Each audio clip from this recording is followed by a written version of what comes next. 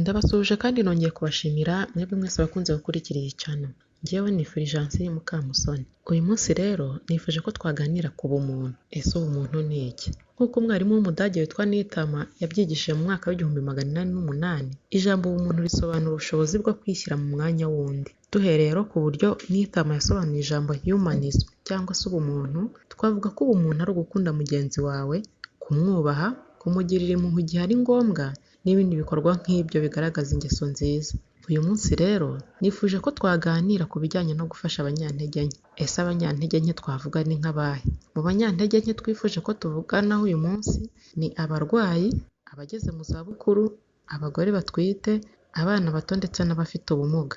Mu rwego rwo kubafasha nk'uko ishusho mureba hariya ibigaragaza, turabona umusore urimo gufasha umukecuru kwambuka umuhanda. Sinabura kuvuga ko ruriya ari urugero rwiza rw'umuntu ufite ubumuntu. Hari ikintu ngiye kubabwira.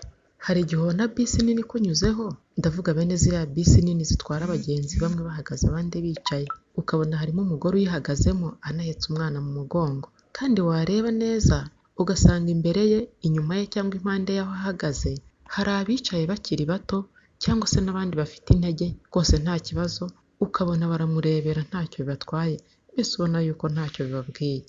Bakirengagiza ko bisi ishobora kwicunda, abantu bagasa n'abagwirirana. Mu gihe ibyo bibayeho, muribaza uburyo byagendekera wa mwana uri mu mugongo? Mbese ubwo ni ubumuntu? Yewe mugabo nkurikiye, ubonye madame wawe agiye ahagaze mu modoka ahetse umwana, byagushimisha koko? Kubera ko nzi neza ko bitakunezeza, niyo mpamvu nkwisabiye kuko ye kujya ufasha umuntu nk'uwo nguwo, rwose niba bamutanze kubona icyicaro mu modoka, ihangane umwimukire, bityo uzaba ugize ubumuntu, kandi ntacyo bizagutwara, uzaba utanze n'urugero rwiza. Nkumi nawe musore unkurikiye, mbese mwanezezwa no kubona umukecuru cyangwa umusaza bagenda bagwirirana muri bisi?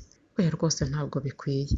Bene abo ngabo nimubabona mwamaze gufata ibyicaro mu modoka, mujye mwibwiriza mu bimukire, mbese nk'abana barezwe neza. Bizatuma n'abana batoya babareba bari muri iyo modoka bazakurana uburere bwiza.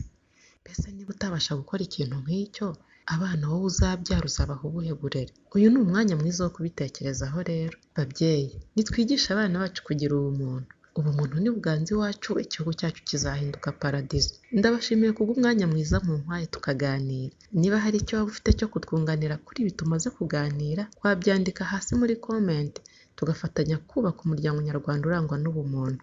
Mwibuke kandi gukora subscribe, mutange comment ndetse mukore na like. Nimugire amahoro.